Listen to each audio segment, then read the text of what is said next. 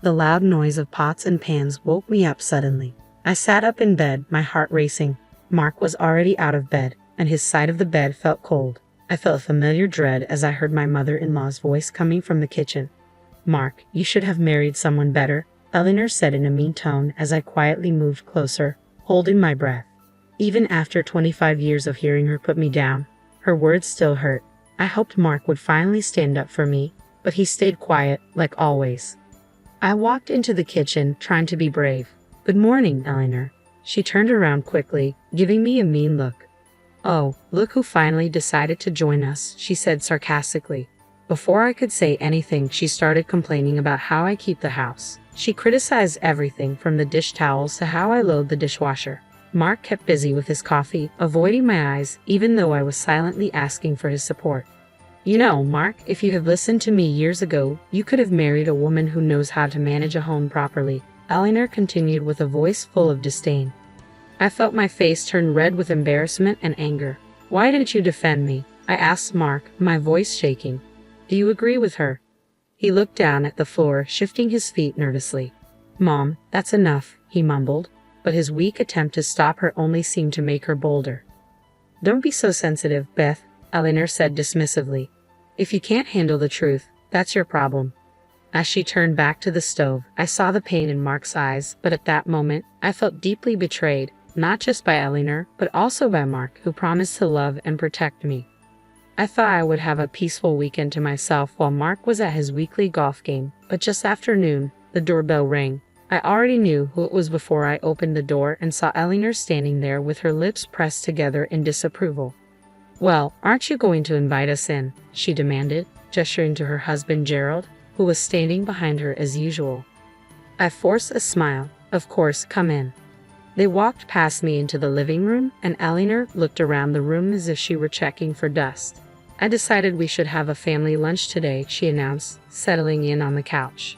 My heart sank. So much for a relaxing day off. "That's nice," I said through gritted teeth as I went to the kitchen to make something quickly. Eleanor's voice came from the other room. "Honestly, Beth, I don't know how you can live in such a mess. Have you even cleaned this week?" I took a deep breath, reminding myself not to react, but her criticisms kept coming as I prepared a simple salad and sandwiches. "I'm surprised you even know how to cook," she said as I put the food on the table. "You'd think after all these years, you'd have learned something about being a proper housewife." Gerald stayed silent as usual, but I could feel his quiet judgment. "Why did you have to bring them here on our day off, Mark?" I asked desperately when he got home later. He looked away, shrugging helplessly. She insisted. "You know I can't say no to her." As Eleanor kept criticizing my homemaking skills during lunch, I felt my frustration with Mark growing. Why did he always let her treat me like this? Just when I thought Eleanor couldn't be more intrusive, she announced that she was planning a big family gathering at our house without even asking me. "I've already invited everyone over for dinner next Saturday," she said one afternoon, walking into the living room without asking, as usual. "You'll need to clean this place from top to bottom, Beth. It's a disgrace." I clenched my jaw as she went on and on about how my housekeeping was not good enough. Mark said nothing and pretended to read the newspaper. The week leading up to the dreaded dinner was a nightmare. Eleanor kept coming in and out, criticizing every detail and giving orders about how she wanted things set up. By the time Saturday arrived, I was a nervous wreck. "Why is the table crooked? Fix it," Eleanor snapped as I set out the plates and silverware just as she had instructed. I bit my tongue and straightened the tablecloth with shaky hands. The doorbell rang, and the first guests began to arrive. Aunts, uncles, and cousins I barely knew. Eleanor greeted them all with a big smile, playing the perfect hostess. "Doesn't Beth's home look lovely?" she said to my aunt. "She's worked so hard to get it ready for us." My face burned with embarrassment as the backhanded compliments continued throughout the evening. Whenever I caught Mark's eye, he quickly looked away. After dessert, Eleanor started clearing plates from the table. "Honestly, Beth, I don't know how you managed this meal. The potatoes were so bland." "That's enough," I said, finally reaching my limit. I turned to Mark, who was slumped in his chair. "Why didn't you defend me? Why do you let her treat me like this?" He looked at me helplessly as the room went silent. At that moment, I realized our marriage was at its breaking point. After the disastrous family dinner, I felt like I couldn't take it anymore. Seeing the helpless look on Mark's face while he stayed quiet during Eleanor's attacks was the last straw. I knew I couldn't keep living like this. The next day, I called my best friend Linda. She has known me since we were kids and is always brutally honest, even when I don't want to hear it. "You have to get out of that toxic situation, Beth," Linda said firmly after I told her about Eleanor's latest insults. "Mark is too weak to stand up to her, and she'll never change." I took a deep breath. "I know, but how can I just walk away from my marriage?" "Sometimes walking away is the only way to save yourself," Linda replied. "You've given Mark more than enough chances to put his mother in her place. It's clear he's chosen her over you." Her words hurt, but I knew she was right. As much as I loved Mark, I couldn't keep exposing myself to Eleanor's cruelty and his unwillingness to act. Over the next few weeks, I started pulling away from Mark and focusing on my own life. I took up gardening again, something I had always enjoyed but Eleanor had mocked as a silly hobby. I began making plans to meet friends for lunch or dinner without asking for Mark's opinion. He looked confused whenever I made excuses about his mother visiting or mentioned some other activity he wasn't invited to, but I stayed determined, keeping my true intentions to myself. A sense of determination grew inside me. I was done being a doormat for Eleanor, for Mark, for anyone. I deserved happiness, respect, and the freedom to live on my own terms. And that's exactly what I was going to do. With newfound resolve, I began taking steps to become independent. I opened a separate bank account and started putting a portion of my paycheck into it each month, keeping it a closely guarded secret from Mark and his parents.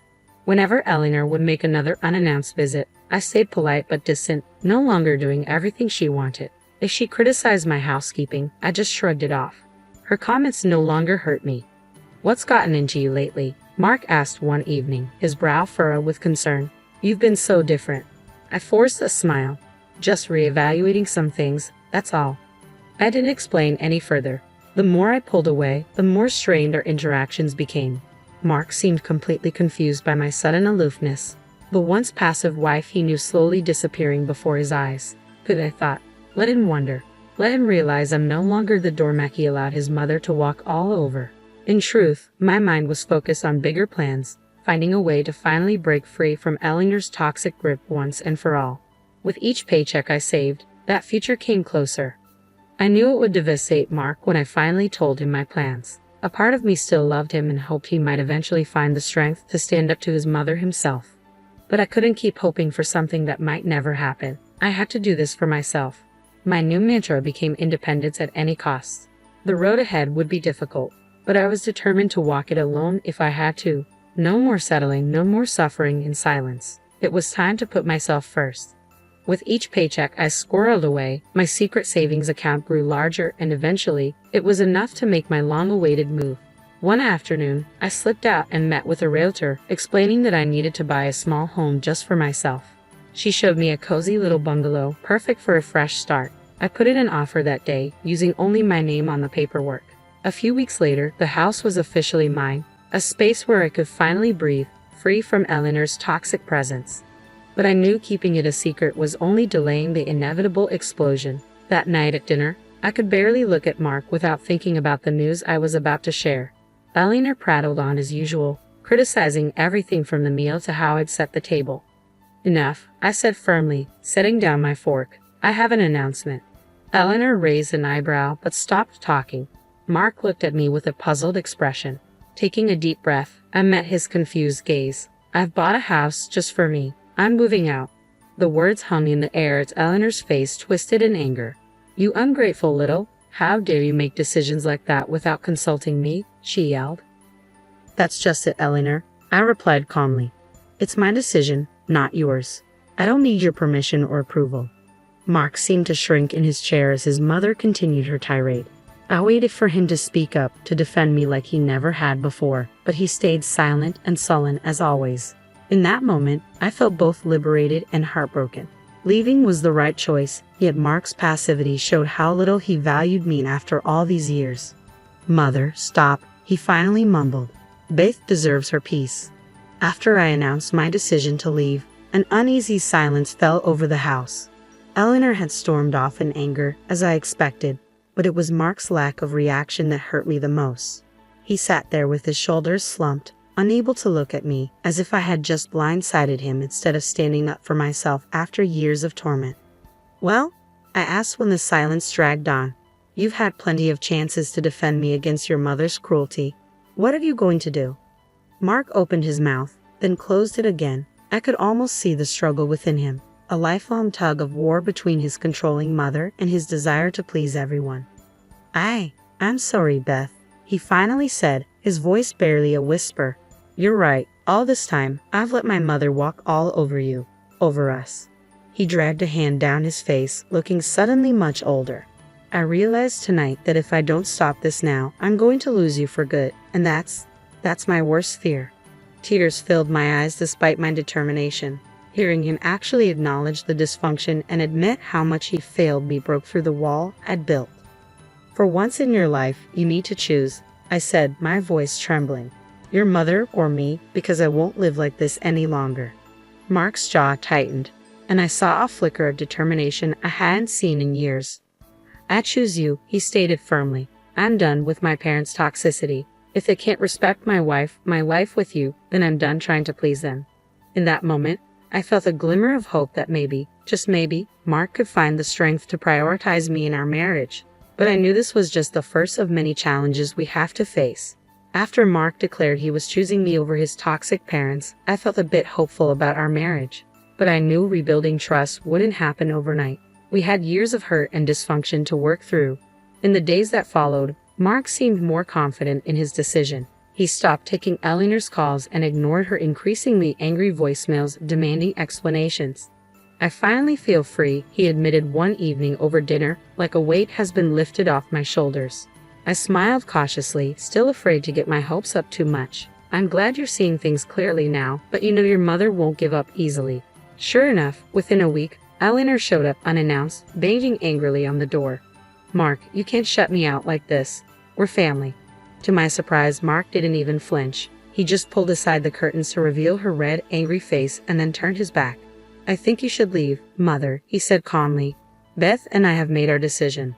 Eleanor continued to shout and argue, but Mark stayed firm. I could see the anger in Eleanor's eyes as she realized she had finally lost her control over her son. After Eleanor stormed off, Mark turned to me with a sheepish smile. "I should have done that years ago. I'm sorry it took me so long to put you first, Beth." Tears welled up in my eyes as I looked at the newly confident man before me, so different from the passive person he had been. "I'm just glad you finally saw the light," I said, pulling him into a hug. It would take time to fully regain my trust, but in that moment, I felt a deep sense of hope for our future. A future for just the two of us, finally free from Eleanor's toxic influence.